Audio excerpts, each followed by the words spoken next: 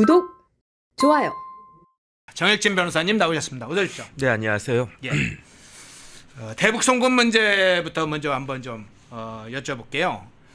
불법 대북 송금 사건으로 지금 7년 8개월 대법원에 선고받고 지금 이화영 전 부지사 복역 상태이지 않습니까? 네네. 근데 이화영 전 지사가 이 대북 송금 사건 검찰이 조작한 사건이라면서 특검을 하자고 요구를 했네요. 어떻게 보세요? 글쎄요, 만약에 검찰이 조작한 사건이라고 하면 그 법원에서 그런 부분들 잘 밝히지 않았겠습니까? 그러면은 1심, 2심, 3심을 거쳐가지고 결과가 무죄가 나왔어야 되는 것이 아닌가. 저는 개인적으로 그런 생각을 하는데 네. 그런데 1심부터 대법원까지 다 유죄가 나왔어요. 근데 물론 이제 이화영 사건은 조금 독특해가지고 대북 송금 사건의 그 케이스도 있지만 또 개인적인 비리도 굉장히 크단 말이에요. 그러니까 쌍방울로부터 뇌물, 뭐 정치자금법 위반 해가지고 수억 원의 돈을 받았어요. 한 3억 4천만 원인가. 그러니까 그런 것까지 포함해서 징역 7년 8개월이라고 하는 이러한 그 중형이 그 선고가 됐는데 검찰이 뭐 사건 조작했다고 해도 대법원도 그 조작에 가담했다는 건가? 저는 이건 상식적으로 말이 되지가 않고요. 만약에 특검을 요구하려고 했으면 늦어도 대법원에서 사건이 확정되기 전에 그런 이야기를 했었어야 되는 것이 아닌가. 지금에 와가지고 특검 요구하는 것은 조금 엉뚱하다, 말이 안 된다, 그런 생각 듭니다. 예. 근데 검찰이 사건을 조작했다, 이건 이화영의 수사 과정에서나 재판 과정에서도 계속 이 얘기를 했던 사항이잖아요. 처음으로 한 얘기가 아니잖아요. 네네. 그런데 이미 수사와 재판 과정에서 다 검찰이나 법원의 재판부가 그 관련된 이화영의 주장을 듣고, 아니 그럼 어떤 게 조작됐는지 부분에 관해서도 뭐 당시에 이제 술 파티 뭐 이런 문제에 관련해서 법원에서 다 들었잖아요. 네네. 그러면 그런 상황에서 결과가 나왔는데 뭐 새롭게 밝혀진 사항, 그러니까 재수사를 하거나 새롭게 재판을 해야 될 뭐 사유가 발생한 것도 아닌데 이게 특검의 수사의 대상이 될 만한, 그렇게 넘어갈 만한 어떤 변수가 있습니까? 그 재판이라고 하는 거는요, 예. 기판력이라고 하는 게 있어요. 기판력이요. 그래서 이미 이제 판결이 나온 그런 효력이 기판력이기 때문에 예. 똑같은 사안 가지고 다시 재판을 할 수가 없단 말이에요. 그러니까 재판을 할 수가 없는데 그 재판의 전제가 되는 기소가 가능하겠습니까? 수사라고 하는 거는 결국은 기소해서 형사처벌하도록 하겠다라고 하는 게 그게 수사의 목적인데 예. 아무리 특검이 아니라 특검 할아버지가 나온다고 해도 이미 대법원까지 가서 그 형이 확정이 됐는데 그걸 어떻게 뒤집을 수 있겠는가? 이거는요, 말이 되지가 않는다, 그런 생각이 들고요. 차라리 예. 이러한 기판력이 있는 사건에 대해서 이 사건을 뒤집으려면 뭐가 있어야 되느냐? 딱 그 방법은 하나밖에 없어요. 그게 뭐냐면 재심 아니겠습니까? 재심. 예. 그래서 대표적으로 한명숙 전 총리 사건 관련해 가지고도 그 말이 안 된다, 억울하다 뭐 해가지고 재심하려고 했다가 결국은 안 됐어요. 근데 재심이 되려면 예컨대 사건이 그야말로 뭐 고문이 있었다거나 그야말로 무슨 조작이 있었다거나 이제 그런 것들이 있었어야 됐는데 그런 것들 관련해 가지고 이걸 할 수가 있을까? 저는 그런 생각이 듭니다. 그러니까 오히려 이런 부분들은 참 조금 너무 이제 황당하다, 그런 생각이 듭니다. 예. 그러면 한번 이제 뜯어놓고 보면 이화영 자신도 그렇고 이화영 측 변호인도 그렇고 이런 이제 법적인 문제나 이런 것도 어느 정도는 다 알고 있을 텐데 특검 요구를 주장하는 이유, 진짜 이유가 뭔지 좀 궁금하게 돼요. 이제 정치적으로 지금 여권이 상당히 유리하다. 그러니까 지금 이화영 자신도 지난번에 사면복권 사면해달라 요구를 한 상황이잖아요. 일종의 밑갈기입니까? 어떻게 보세요? 저는 어떤 생각이 드냐면 지금 이화영 전 부지사 같은 경우에는 몸이 근질근질할 것 같아요. 본인이 이제 모시던 지사님이 드디어 대통령 됐으니까 그러니까 몸은 저 깜빵에 있어도 마음만은 지금 밖에 훨훨 날아다니고 있지 않나, 그런 생각이 드는데 예. 어쨌든 유죄 확정된 사람이 풀려날 수 있는 방법은 두 가지가 있는데 첫 번째는 법적으로 조금 전에 말씀드린 것처럼 그 법적으로는 이제 재심 받아가지고 재심에서 이제 대법원 그 판결을 그 무효화시키는 방법이 하나 있는데 이건 현실적으로 불가능하고 두 번째는 뭐냐면 사면이거든요. 정치적으로 사면을 받는 겁니다. 그러면은 법적으로는 문제가 있어도 뭐 대통령이 최고 우리나라 그 대통령이 그 이런저런 것들을 정치적으로 고려해서 이 사람은 죄인이지만 풀어주는 게 좋겠다. 그게 사면 아니겠습니까? 옛날 국왕 임금님들이 했던. 그래서 그런 사면을 받으면은 이제 또 풀려 나올 수 있는 건데 그런데 이화영 부지사 같은 경우에는 제 생각에는 뭐 법리적이고 뭐 이런 걸 다 떠나가지고 이제 빨리 나오고 싶은 거겠죠. 그런데 저는 어떤 생각이 딱 드냐 이런 뭐 특검까지 말도 안 되는 이런 이야기까지 요구했다라고 하는 거는 곰곰이 다시 한번 생각을 해보니까 지금 사면 복권이 안 되겠구나라고 하는 것이 좀 느껴지는 거 아닌가 그런 생각이 들어요. 이화영 부지사가 그 심지어 그 사면 복권이 대개 8.15 사면 뭐 8.15 뭐 특사 뭐 이런 영화까지 있지 않습니까? 네. 그러니까 우리나라 광복절 그다음에 크리스마스 뭐 이런 때 그 그 한 해의 중간 정도 8월이나 아니면 연말에 이렇게 그 사면 복권이 이루어지는 경우가 많은데 그런데 심지어 7.17 재헌절 특사까지 이야기할 정도로 지금 마음이 굉장히 바쁘단 말이에요. 그런데 뭐 이런저런 시그널은 그 사면 복권이 당분간은 어렵지 않겠느냐 이런 그 시그널을 받은 거 아닌가? 그렇기 때문에 오히려 촉구하는 입장에서 특검까지 이야기하는 그 모양인 것 같은데 제가 지난번에도 말씀드렸다시피 이재명 대통령이 2023년 9월에 뭐라고 이야기했느냐 이화영 부지사가 자기 그 부지사 할 때 지사의 도장을 그 그 마음대로 써가지고 그러니까 쉽게 말하면 도장을 훔쳐서 자기 마음대로 그 도장 지금 문서를 만들고 그리고 어떻게 했다는 이야기입니까? 대북 사업도 독단적으로 부지사가 다 했다 이렇게 이재명 대통령이 이야기를 했었어요. 예. 그런데 지금에 와가지고 사면 복권 시킨다라고 하면 그 이야기하고 또 모순되는 것이 아닌가 저는 그런 생각이 들기 때문에 당분간은 사면 복권은 꿈도 꾸기 어렵지 않을까 그런 느낌이 듭니다. 예.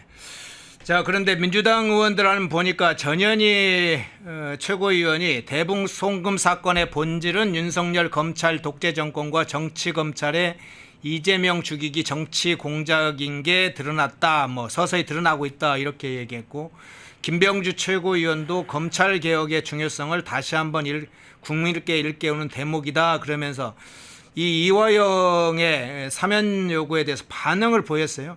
민주당 의원들이 이렇게 나서는 건 좀 더 큰 문제라고 보이는데요.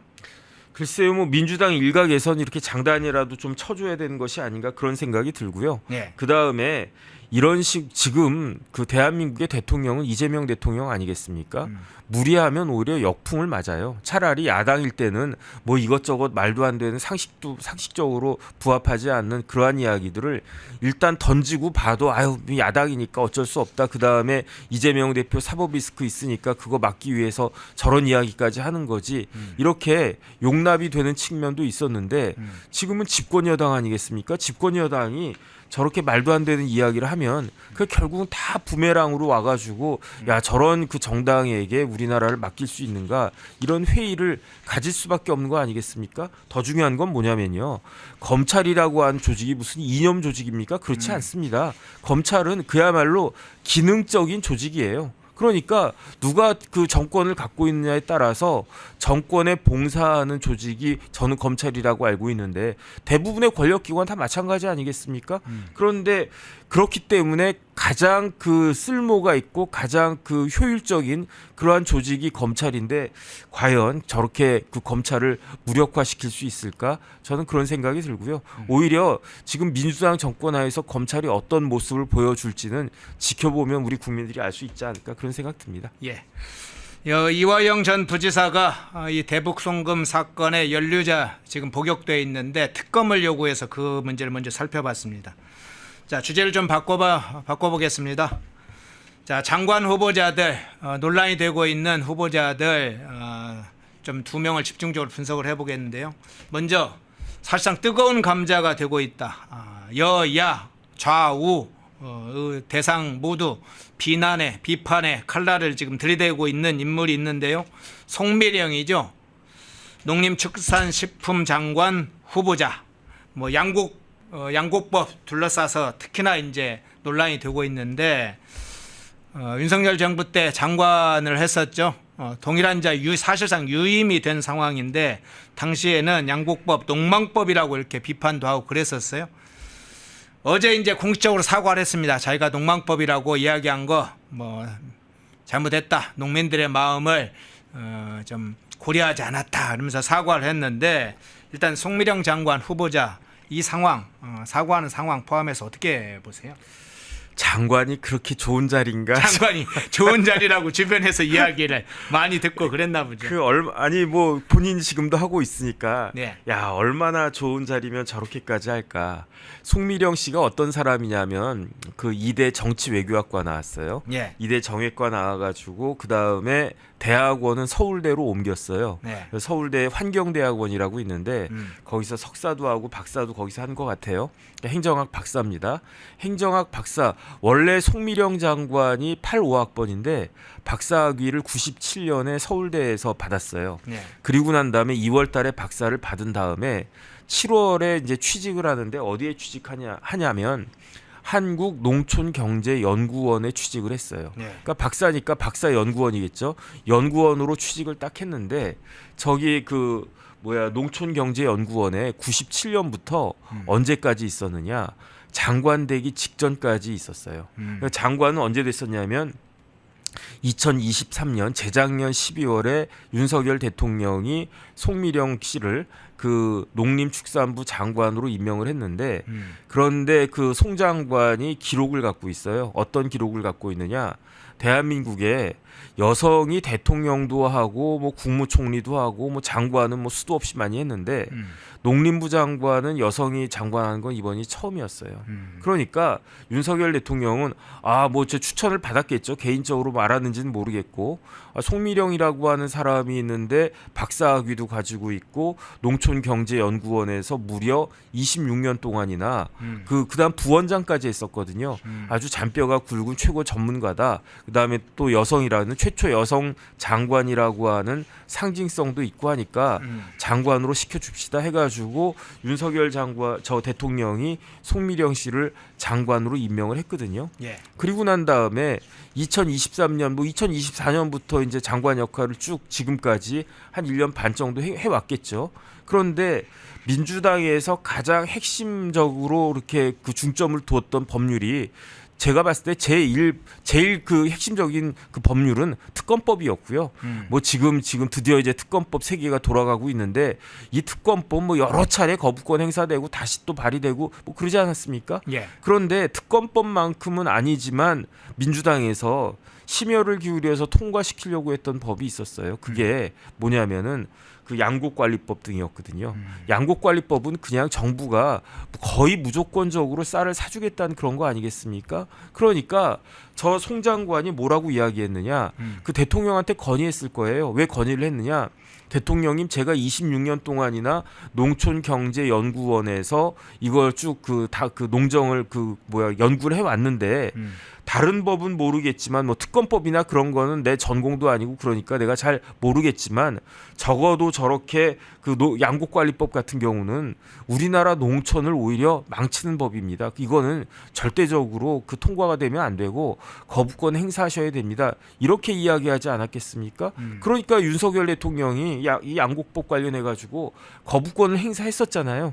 그런데 대통령이 뭐 농정에 대해서 뭐 얼마나 많이 아시겠습니까? 그러니까 결국은 전문가들 장관들 이야기 듣고 결정을 했다가 하는 건데 제일 적극적으로 반대한 사람이 제가 봤을 때는 저 송 장관일 거예요. 그러니까 전문가고 박사고 그래가지고 내가 장관으로 임명했던 분이 저렇게 반대를 하니까 그러니까 내가 양곡관리법은 거부권 행사해야 되겠네. 이래서 거부권이 행사된 거 아니겠습니까? 심지어 저 송 장관이 국회 나와가지고 뭐라고 이야기했느냐?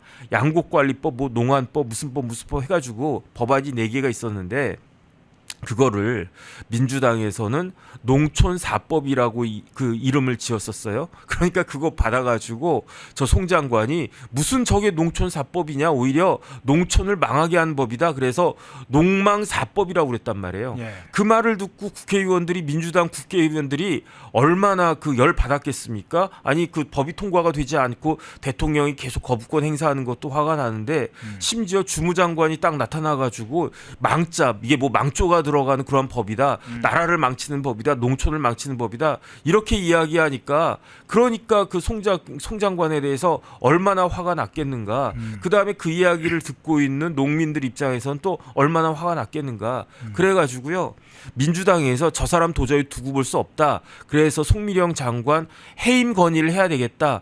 그 정당에서, 국회에서 대통령한테 이 사람은 도저히 이 자리에 있을 수 없는 사람이니까 해임해 주십시오라고 해임 건의할 수 있잖아요. 그렇게까지 나갔던 사람이 그 송미령 장관인데, 저는 개인적으로요 그 소신이 맞다고 생각을 하거든요. 양곡관리법 같은 거, 그거 이렇게 지금 민주당 안대로 통과가 되면 이게 나라의 그 득이 되겠는가, 농민들한테 득이 되겠는가. 오히려 농민들한테 이것저것 잘 유도해가지고 다른 쪽으로 지원해서, 우리나라 지금 쌀이 남아 돌고 있지 않습니까? 묵은 쌀 갖다 버리는, 그 다음에 쌀을 갖다가 지금 저장하는 그 창고도 부족한 그런 상황인데, 아니 당장 저만 해도요 어제 밥 딱 한 끼 먹었어요. 예. 그 오늘도 아직까지 밥 안 먹었습니다.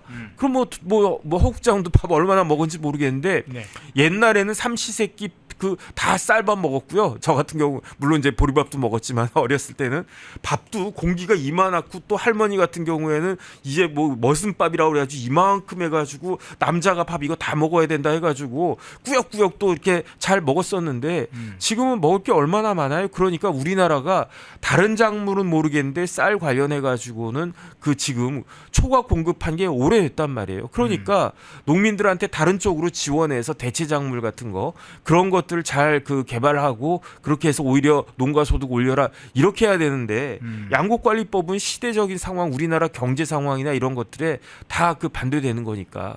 그런데 그 송미령 장관이, 그 이재명 대통령이 송 장관 유임시키겠다라고 하니까 입장을 180도 바꿨잖아요. 그러니까 저는 이 농촌사법이 농망법으로 갔다가 이제는 농망법이 아니라 송망법으로 가는 것이 아니냐. 그러니까 송미령 장관이 장관 조금 몇 달을 더 할지, 뭐 1년을 더 할지 그건 모르겠는데, 그거 더 하려고 지금까지 본인이 가져왔던 소신을 그냥 다 꺾어버리는 건가? 그게 전문가고 그게 장관까지 하고 있는 사람이 취할 태도인가?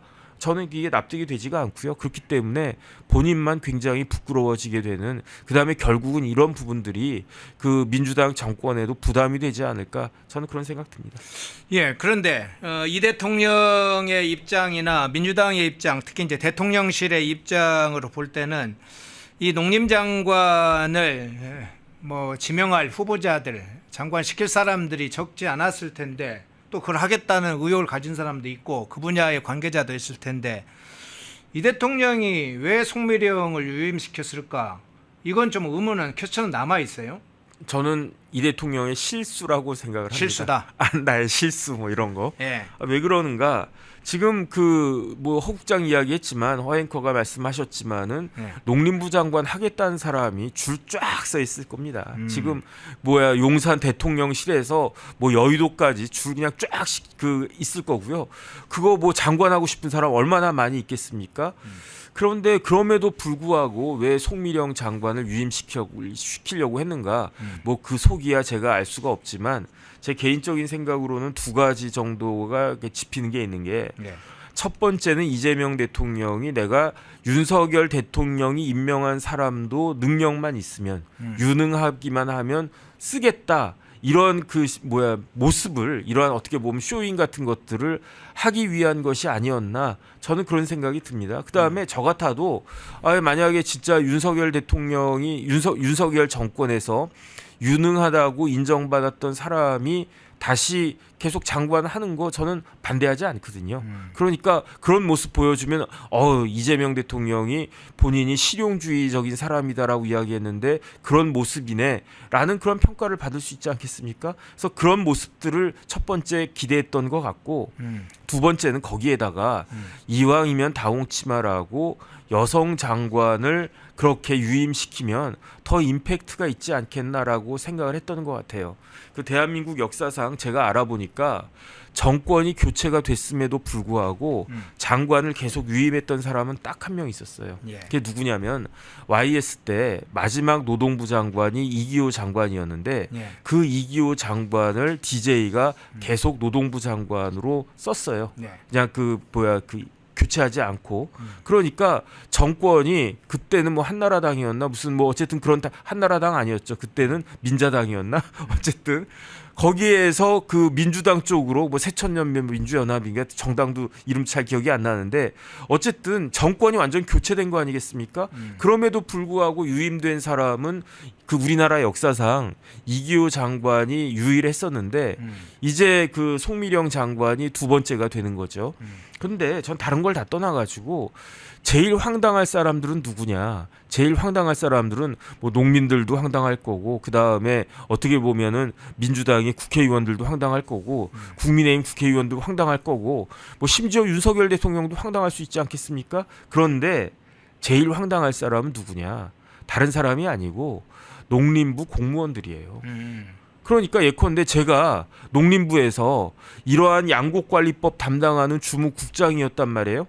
그러면 송미령 장관이 불과 한 달 전만 하더라도 이게 장관 유임 발표가 된 게 6월 23일이었으니까 대선 딱 20일 후에 그 장관 유임한 것으로 발표가 났습니다. 네. 그러면은 딱 20일 전에 그 6월 2일까지만 해도 송미령 장관한테 기자가 딱 가가지고 장관님 양곡관리법 이거 통과돼야 됩니까? 아니면은 그 통과되면 안 되겠습니까? 그러면 당연히 안 됩니다, 안 됩니다. 이거 말이 안 됩니다. 농촌 망치는 농망법입니다. 이렇게 이야기하지 않았겠습니까? 그러면은 그때 장관이었는데 제가 거기 밑에 주무국장이었는데 장관님이 맨날 지시했을 거 아니에요. 이거 농망법이니까 양곡관리법의 문제점들 잘 그 파악해가지고 뭐 언론에다가도 이야기하고 그 국회에다가 도 이야기하고 그렇게 하세요라고 불과 20일 전까지 그렇게 이야기했던 사람이 6월 23일부터는 어떻게 이야기하겠습니까? 정국장 잠깐 들어와 봐요. 그러더니 야 내가 생각이 바뀌었어. 이게 농망법이 아니라 농촌 희망법이야. 이거를 갖다 논리를 180도 바꿔라. 이렇게 이야기를 하면 그 받는 만약에 그 주무국장이 장관이 바뀌었어요. 뭐 예컨대 송미령 장관에서 뭐 허현준 장관으로 바뀌었는데 허현준은 아니고 어떤 장관으로 바뀌었는데 그 장관이 딱 그 국장 딱 부르더니 이거 양곡관리법 이거 문제 많잖아요. 근데 이게 조금 이러이러한 문제가 있는 것 같은데요. 그렇게 이야기하면 당신 다른 자리로 가. 이렇게 하고 새로운 사람 해가지고 이 양곡관리법이 얼마나 긍정적이고 좋은 법인지를 다시 한번 논리 만들어라. 다른 사람한테 그렇게 이야기하면 그나마 그래 뭐 정권이 바뀌었으니까 어쩔 수 없이 어쩔 수 없지 이런 식으로 이게 될 텐데. 정권은 바뀌었어도 장관은 그 사람이 그대로 있고 이 장관이 뭐 어디 정치인 출신 낙하산으로 온 것도 아니고 26년 동안이나 농촌경제연구원에서 박사로서 부원장까지 했던 사람이고 그냥 입에 침을 튀겨서면 그 양곡관리법 농망법이다 했던 사람이 180도 이렇게 입장이 바뀌면 그 밑에 있는 공무원들은 도대체 어느 장단에 춤을 춰야 되며 그 다음에 그 밑에 있는 공무원들은 도대체 저분은 어떤 사람인가 막 진짜 영혼이 없나? 뭐 이런 생각하지 않겠습니까? 그러니까 이거는 제가 봤을 때 송미령 장관 그렇게 오래 갈 수 있을까 굉장히 회의적입니다. 예, 소신껏 일한 오히려 공무원들이 망신당하게 생겼네요. 공무원의 처신, 사람들 처신이라는 게 있죠. 처신을 잘해야 된다. 가야 할 자리가 있고 앉아야 할 자리가 있고 다 구분해서 하는 거죠. 하물며 고위공직자 정부의 최고 요직이라고 하는 장관의 그 자리에 저런 처신을 보인다면 공직자 말씀하신 대로 밑에 있는 공무원들 참 난처한 상황이 되겠네요. 자, 뜨거운 감자 송미령 문제 한번 먼저 살펴봤고요. 자, 다른 문제 인물로 넘어가 보겠습니다. 조현 외교장관 후보자죠. 외교부 장관 후보자. 부동산 투기 문제 의혹이 지금 터졌는데 한남동 구역 재개발 미리 알고 도로 부지 미리 산 것이 아니냐 이런 의혹이 터졌고 내부 정보 문제까지 터졌는데 정작 당사자는 투기는 아니다. 횡재를 한 것인다. 뭐 악의성 자기는 투기를 한 사실은 없고 그냥 하다 보니까 횡재를 한 것이다. 이런 입장을 또 어제 밝혔어요. 이 문제 어떤 식으로 지금 해석을 하세요? 글쎄요, 조현 후보자는 정통 그 외교관 출신입니다. 정통 외교관 출신인데 이제 외교관들은 사실은 제 주위에도 이제 외시 붙어서 뭐 대사하고 있는 그런 친구들도 있는데 쭉 보면 거의 직장 생활 전부를 거의 한 8, 90%를 해외에서 근무를 하잖아요. 그렇죠. 그런데 결국은 이제 그 정년 은퇴하면 그러면 또 한국에 와서 살아야 되니까 그러니까 이런 집 문제 같은 거 관련해 가지고 또 굉장히 이게 관심이 많더라고요. 그 다음에 또 어떤 외교관이 되면 어떤 그 이점이 있냐면은 첫 번째 이제 월급이 봉급이 그 일반적인 공무원보다 해외 수당 같은 거 있으니까 훨씬 더 많고 그 다음에 또 이점이 뭐냐면 만약에 집을 갖고 있으면 그 집을 운용할 수가 있잖아요. 내가 그 집에 안 살아도 되니까 그러니까 뭐 전세 주는 경우가 대부분이고 뭐 월세를 받을 수 있고 그런 식으로 그 외교관이 뭐 이렇게 해외 나가고 이렇게 막 그 안정적이지가 않고 애들 교육하는 문제도 있고 해서 고달프긴 하지만 그런저런 장점들도 많이 있단 말이죠. 그래서 그 조현 후보자 같은 경우에도 뭐 그런 식으로 뭐 집이나 이런 거 뭐 전세 주고 그랬겠죠. 근데 독특한 건 뭐냐면은 2003년 6월에 그 땅을 샀는데 어디에 땅을 샀느냐? 한남동에 땅을 샀는데 한남동이 지금 무지하게 핫하지 않습니까? 네. 대통령 관저가 있는 동네가 한남동이에요.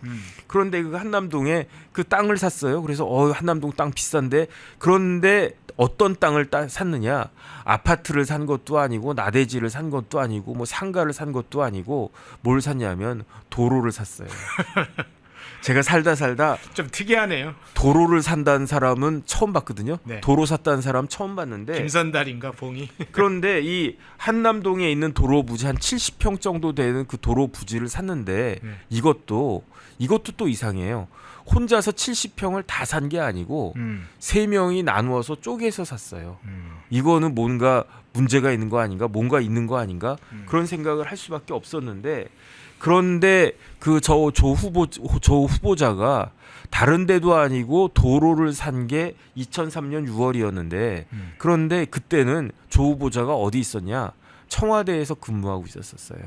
그래서 이상하다 그런 생각이 드는데 그리고 난 다음에 불과 5개월 뒤에 2003년 11월에 그 부지가 한남 뉴타운 구역으로 지정이 되는 거예요.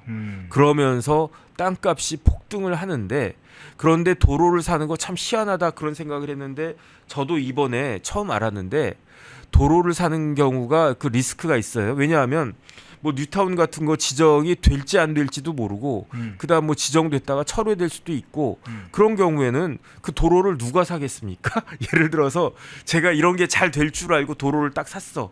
그런데 그게 안 됐어. 그러면 만약에 집을 샀는데 뭐 집이 잘 안 됐어. 그러면 그 집 뭐 전세 주든지 월세 주든지 하다못해 얼마라도 그 수익이 나올 수 있고 그다음에 급하면 조금 싸게 내놓으면 급매로라도 처분할 수 있을 텐데 도로 같은 경우엔 거기서 뭐 임대료 나옵니까? 안 나와요. 그다음에 더 중요한 거는 아무리 뭐 한남동이라고 하더라도 도로를 팔려고 그러면 어떤 사람이 머리에 뭐 총 맞지 않은 이상 도로를 누가 사겠습니까? 그런 큰 리스크가 있는데 그런데 장점이 있어요. 어떤 장점이 있느냐? 그거는 집이 아니잖아요. 네. 그러니까 저 때도 이미 조 후보자 같은 경우에는 집이 있었는데 집을 한 채 더 사면은 그 다주택자가 되잖아요. 네. 1가구 2주택자가 되잖아요. 그러니까 저 도로를 사면 당연히 집이 아니니까 1가구 2주택이 되지 않는 그러한 장점이 있는데 진짜 공교롭게도 저 자리가 저 땅을 산 지 5개월 만에 그 뉴타운으로 지정이 되는 바람에 그런 바람에 어떻게 됐느냐? 그 뭐라 그럴까? 그 땅값이 어마어마하게 오르고 그다음에 왜 뉴타운으로 지정이 되면은 땅값이 오르냐면요. 네. 도로도 아파트 받을 수 있거든요. 그러니까 뭐 그 주택도 당연히 주택은 이제 새로운 아파트를 갖다가 받을 수 있는데 심지어 도로도 그 아파트를 받을 수 있는 그러한 그 효과가 있기 때문에 땅값이 그다음에 이제 나중에 몇 년 뒤에 그 처분했다고 그러는데 땅값이 거의 뭐 한 10배 뛰지 않았나? 정확한 건 아닌데 그런 의심을 갖다가 받은 그런 행동을 그 조현 후보자가 그 대통령실에서 청와대에서 근무할 때 그 행동을 갖다 한 것이다. 이거는 참 그 의심이 갈 수밖에 없다. 그런 생각 듭니다. 예, 박민희님이 일타쌍피네 이렇게 의견 주셨고요. 안동희님 내부자 정보 이렇게 하는데 그러면 그 짧게 좀 답을 그러면 이게 실제 내부 정보에 대한 의혹을 충분히 가질 만한 동향입니까? 그거를 첫 번째 그게 뉴타운이 지정될 것이 몇 달 뒤면 뉴타운이 지정될 거를 어떻게 알겠습니까? 그러니까 제가 사실 용산에서 근무를 했었기 때문에 예. 국방부에서 근무했었기 때문에 용산이 무지무지하게 좋아질 거라고 하는 걸 알고 있었어요. 예. 알고 있었는데 예. 왜냐면 거기가 다 그 공원이 되니까 제가 2007년부터 용산에서 국방부에서 근무했었는데 저 용산 미군 기지가 공원으로 다 된단 말이에요. 그 공원이 되면 얼마나 좋겠습니까? 그러니까 저거 분명히 이제 한남동이나 이제 뭐 용산이나 이런 데는 땅값 많이 올라갈 거야라는 생각을 했는데 제가 땅 못 샀어요. 왜 못 샀느냐? 뭐 돈도 없었지만 예. 더 중요한 거는 언제 될지 모르니까. 용산 미군 기지가 2012년에 공원으로 될 것이다라고 그 계획을 했었는데 지금 2025년까지 안 됐단 말이에요. 13년이 더 지나갔는데도 안 됐단 말이에요. 그걸 어떻게 알겠습니까? 그런데 조현 후보자는 어떻게 5개월 전에 구역이 지정될 거라고 하는 걸 어떻게 알겠는가? 그 다음에 만약에 조현 후보자가 무슨 저기 한남동 저런데 이렇게 낡은 뭐 집, 뭐 그다음 빌라, 다가구 이런 것들 무지하게 많거든요. 예. 거의 뭐 달동네 같은 그런 집들도 많이 있는데 제가 거기 자주 가봐서 알거든요. 그런데 차라리 그런 거라도 샀으면 제가 이해가 되겠는데 도로를 샀잖아요. 그거를 웬만한 강심장 아니고는 저 도로를 그것도 뭐 한두 푼도 아니고 뭐 거의 뭐 억대 돈을 갖다가 투자해가지고 그 억대 돈 투자해가지고 도로를 산 사람이 누가 있었겠는가. 그런 것들을 봤을 때 미심적인 부분들이 한둘이 아니다. 그런 생각 듭니다. 예, 행복과 축복님이 도로는 보유세 안 내는 대신 재개발 시 평당 보상가가 낮아서 보통 아파트로 대체해 주기도 함 이렇게 의견을 주셨네요. 예, 감사합니다.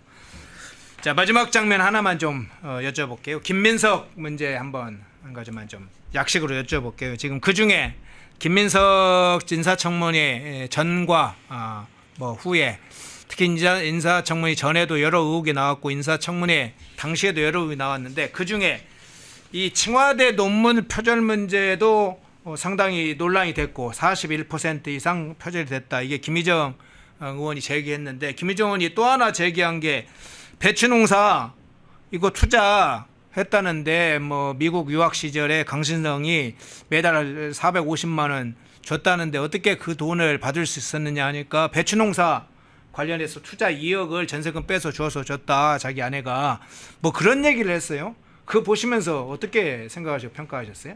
일단은 논문 문제는요. 저는 그렇게 크게 보지 않아요. 왜 예. 크게 보지 않느냐? 이제 논문을 뭐 그렇게 뭐 거의 뭐 대필하다시피 아니면 표절하다시피 썼다라고 해도 그거는 뭐 그 사람 양심 문제이기도 하고 그러한 양심을 가진 사람이 고위공직자 되는 게 그게 뭐 올바른 거냐 그런 생각도 할 수 있는데 586들은요. 저도 386, 586이지만 네. 옛날에 다 그랬어요. 뭐 누구라고 이야기 안 하겠습니다. 뭐 네. 어느 뭐 유명한 사람들 뭐 석사 논문 보면요. 일본 논문 뭐 베끼고 그다음에 독일어도 못하면서 독일어 이렇게 인용하다가 뭐 스펠링도 틀리고 그런 거 다반사였다. 그러니까 내재적으로 접근을 해주면 대제적으로 뭐 김민석 후보자 뭐 82학번이고 그러니까 뭐 우리 땐 다 그랬다. 그렇게 이야기할 수도 있는 거 아닌가. 물론 이게 좋다는 이야기는 아닌데 지금과는 또 잣대가 약간 다를 수 있다. 그 이야기 들고 그다음 또 하나는 뭐냐면 결국은 표절을 잡아내지 못하고 표절한 논문에게 학위 디그리를 주는 거는요. 그 대학의 수준 문제예요.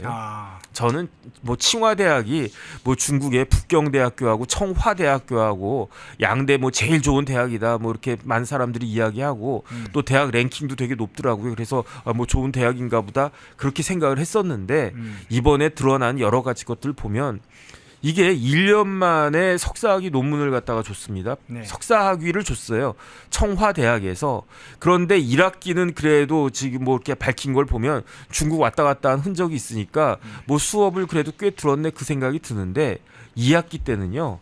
제가 봤을 때는 김민석 후보자 수업 들어가지도 않았습니다. 왜냐하면 그 중국의 청와대학교 2학기가 2010년도 그 봄학기인데 2월까지만 학교에 나갔고요. 저 중국에 갔고요. 3, 4, 5월은 중국에 간 흔적이 없어요.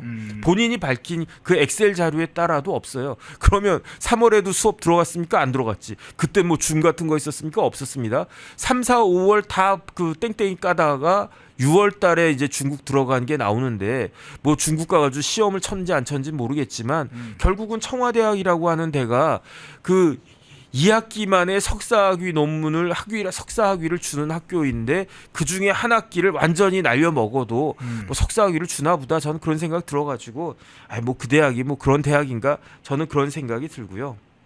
그 다음에 제가 변호사를 하다 보니까 옛날에는 이제 주류 도매상들, 그러니까 주류 도매상들 같은 그 술에는 세금이 많이 붙잖아요. 예. 그러니까 주류 도매상들이 세금을 탈루하기 위해서 무자료 거래하는 경우가 왕왕 있었어요. 예. 그래서 그 무자료 그 거래 걸리면은 국세청한테 추징도 많이 당하고 형사적인 문제까지 되고 그런 경우가 있어서 그런데 제가 무자료 거래라고 하는 말은 들어봤어도 무자료 총리라는 말은 제가 처음 들어봤어요. 지금 인사청문회를 지금 우리나라에서 수십 번, 수백 번을 했는데 이렇게 무자료 총리는 처음이었다는 거 아니겠습니까? 아무런 자료 없이 장관되고 총리가 된 거는 처음이었다는 거 아니겠습니까? 이 배추 농사 같은 경우에도 마찬가지예요. 전세 자금을 빼가지고 전세 자금이면 그 김민석 후보자 뭐 집도 없으니까 전세 자금이면 그때 거의 전 재산일 텐데 전 재산을 배추 사업에 투자한 사람이 어디 있습니까? 그런데 그 투자를 잘했어요. 2억을 투자했는데 한 달에 450만 원씩 따박따박 받았단 말이에요. 그리고 난 다음에 그 원금까지도 돌려받았다. 그러면은 원금하고 이자까지 다 합치면 2억 빌려주고 3억 받았다는 이야기거든요. 이게 말이 되나? 그런데 이게 말이 되는지 안 되는지를 떠나가지고 더 근본적으로는 그렇다라고 하면 김민석 후보자는 그 부인이 이렇게 돈을 붙였다라고 하는데 그 강 사장한테 2억을 보냈다라고 하는 자료를 내야 되고요. 그렇죠. 그래야지 내가 투자했다라고 하는 거를 인정받을 수 있는 거 아니겠습니까? 그 다음에 당장은 돌려받지 못하고 어느 정도 시간이 지난 다음에 그 투자금 2억을 돌려받았다라고 그렇게 그 주장을 하시던데 그러면 2억을 돌려받았다라고 하는 그 증빙은 더 중요하지 않겠습니까? 그런 자료를 내지 않고 말로만 내가 말로 하면요. 저도요 뭐 다 할 수 있어요. 말로 하면 뭐 못할 게 뭐가 있습니까? 근데 이런 분이 우리나라 이제 국무총리가 되신다라고 하면 참 우리나라 국정이 어떻게 될 것인가 걱정이 됩니다. 예. 2부 정혁진 변호사님 모시고 이화영, 송미령, 조현 그리고 김민석 문제까지 살펴봤습니다. 정혁진 변호사님 고맙습니다. 네, 감사합니다. 펜앤마이크와 광동이 함께 준비한 광동 루테인 밀크시슬 혈행 개선, 노화로 인한 눈 건강, 간 건강 펜앤마이크 TV 단독 할인 2개월분 한 박스에 3만원, 6개월분 세 박스에 84,000원 펜앤마이크 구독자 전용 댓글 상단 할인 링크에서 구매 가능합니다. 전화문의는 1661-6915 전화문의는 1661-6915 펜앤마이크와 광동이 함께 준비한 광동 면역보감 데일리 스틱 2024년 건강기능식품 대상 높은 흡수율, 휴대와 섭취가 간편한 스틱형 펜앤마이크 TV 단독 할인 1개월분 한 박스에 33,000원, 3개월분 세 박스에 9만원 펜앤마이크 구독자 전용 댓글 상단 할인 링크에서 구매 가능합니다. 전화문의는 2661-6915 전화문의는 2661-6915 펜앤마이크와 광동이 함께 준비한 광동 혈당혈압 콜레스테롤 케어 솔루션 식후 혈당 상승 억제, 체지방 감소, 혈중 콜레스테롤 개선, 높은 혈압 감소 펜앤마이크 TV 단독 할인 1개월분 한 박스에 25,000원, 3개월분 세 박스에 66,000원 펜앤마이크 구독자 전용 댓글 상단 할인 링크에서 구매 가능합니다. 전화문의는 1661-6915 전화문의는 1661-6915 펜앤마이크에서 추천하는 영상도 보고 가세요. 다른 영상도 즐기시려면 구독 버튼을 꼭 눌러주세요.